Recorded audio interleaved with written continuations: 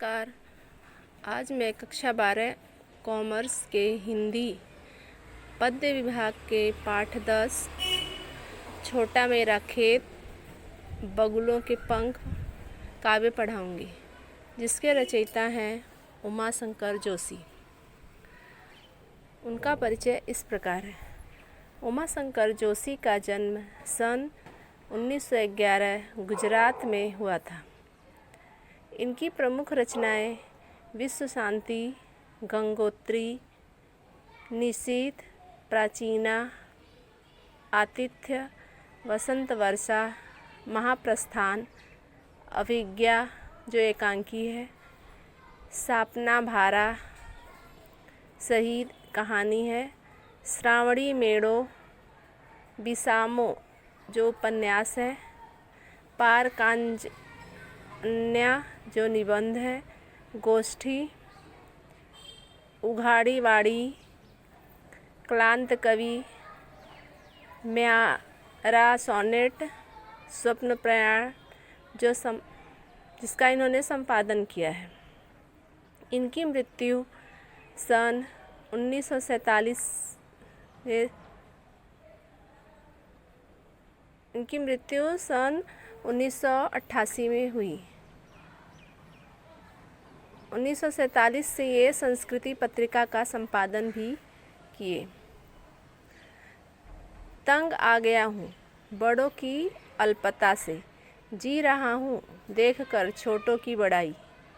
20वीं सदी की गुजराती कविता और साहित्य को नई भंगिमा और नया स्वर देने वाले उमा शंकर जोशी का साहित्यिक अवदान पूरे भारतीय साहित्य के लिए भी महत्वपूर्ण है। उनको परंपरा का गहरा ज्ञान था। कालिदास के अभिज्ञान शाकुंतलम और भवभूति के उत्तर रामचरित का उन्होंने गुजराती में अनुवाद किया। ऐसे अनुवाद गुजराती साहित्य की अभिव्यक्ति क्षमता को बढ़ाने वाले थे। बतौर कवि उमा शंकर जी ने गुजराती कविता को प्रकृति से जोड़ा, आम जिंदगी के अनुभव से परिचित कराया और नई शैली दी। जीवन के सामान्य प्रसंगों पर सामान्य बोलचाल की भाषा में कविता लिखने वाले भारतीय आधुनिकतावादियों में अन्यतम हैं उमा शंकर जोशी जी। कविता के साथ साथ साहित्य की दूसरी विधाओं में भी उनका योगदान बहुमूल्य है। खासकर साहित्य की आलोचना में निबंधकार के रूप में गुजराती साहित्य में बेजोड़ माने जाते हैं। उमा शंकर जोशी उन साहित्यिक व्यक्तित्व में हैं जिनका भारत की आज़ादी की लड़ाई से रिश्ता रहा। आज़ादी की लड़ाई के दौरान वे जेल भी गए थे। अब मैं इनके द्वारा रचित छोटा मेरा खेत काव्य पढ़ूंगी।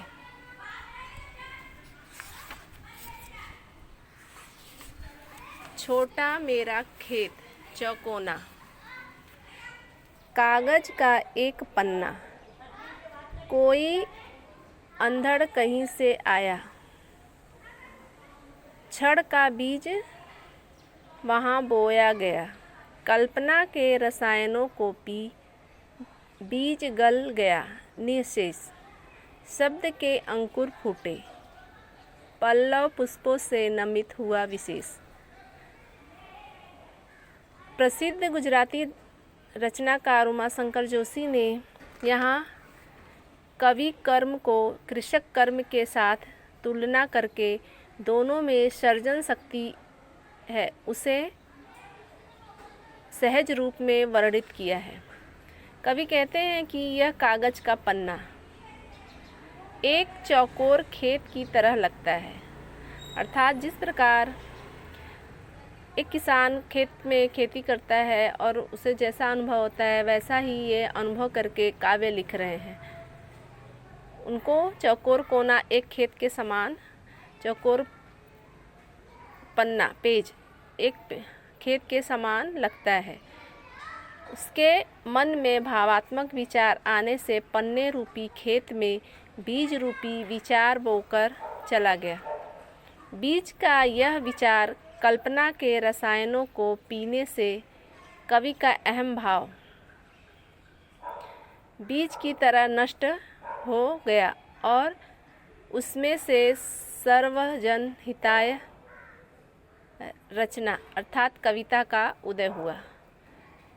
शब्दों के अंकुर फूटे और वह रचना पौधे की तरह संपूर्ण रूप से ले लिया तथा पौधा पत्तों व फूलों से लतकर झुक जाता है। उसी प्रकार रचना भी आनंद रूपी रस से झुक जाती है। झूमने लगे फल। रस अलौकिक अमृत धाराएं फूटती हैं। रोपाई छड़की, कटाई अनंतता की। लूटते रहने से जरा भी नहीं कम होती। रस का अक्षय पात्र सदा का, छोटा मेरा खेत चौकोना। यहाँ पर कवि ने अपनी रचना प्रक्रिया को आगे बढ़ाते हुए कह रहे हैं कि विकसित होकर पौधे का रूप धारण, इनका जो कविता है, जिस प्रकार पौधा एक विकसित रूप धारण करता है उसी प्रकार इनकी कविता भी विकसित रूप धारण करके फूलों और पत्तों से लदकर झुक जाती है। अर्थात पन्ने रूपी खेत में कविता रूपी फल झूमने लगते हैं। कविता रूपी फलों से अनेक रस की धाराएं फूटती है। अर्थात जब उसे पाठक पढ़ते हैं तब उनके मन में अनेक भाव उत्पन्न होते हैं जो अमृत के समान मधुर होती है। यह रचना पल भर में रची थी, परंतु उससे बनने फल अनंत काल तक मिलते रहते हैं।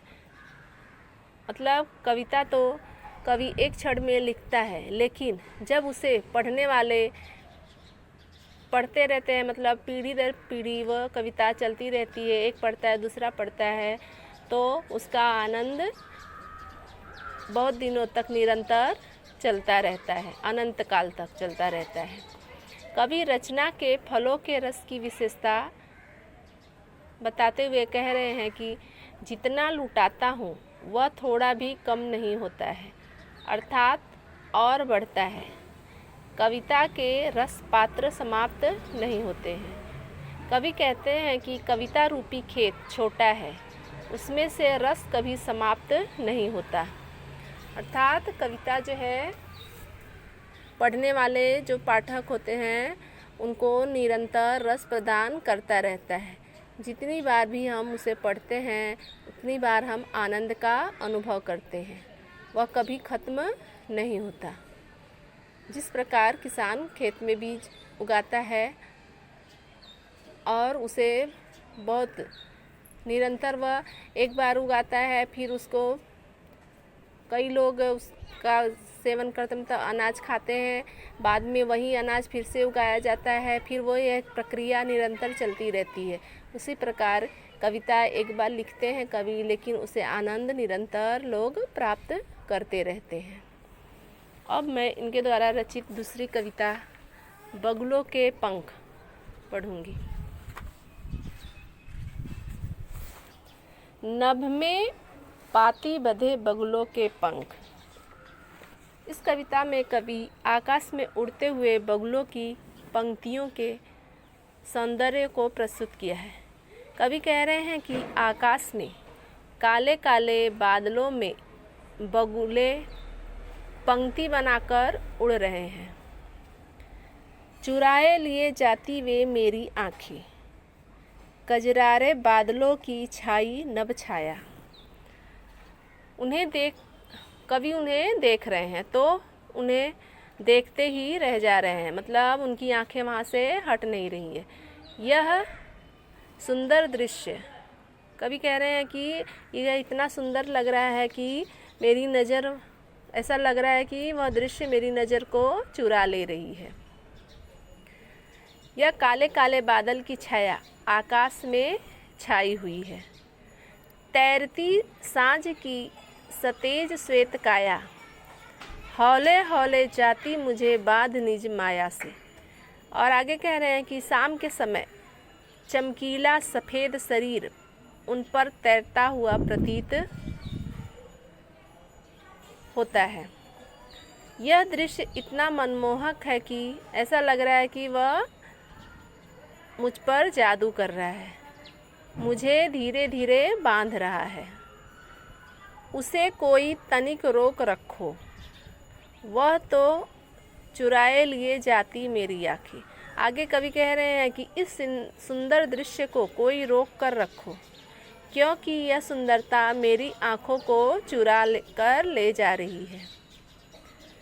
नभ में पाती बंधी बगुलों की पाँखें, आसमान में पंक्तिबद्ध उड़ते बगुलों के पंखों में कवि की आंखें अटक कर रह जाती है। यहाँ पर कवि ने शाम के समय जब आसमान में बगुले उड़ रहे हैं उसका सुंदर चित्रण प्रस्तुत किया है। धन्यवाद।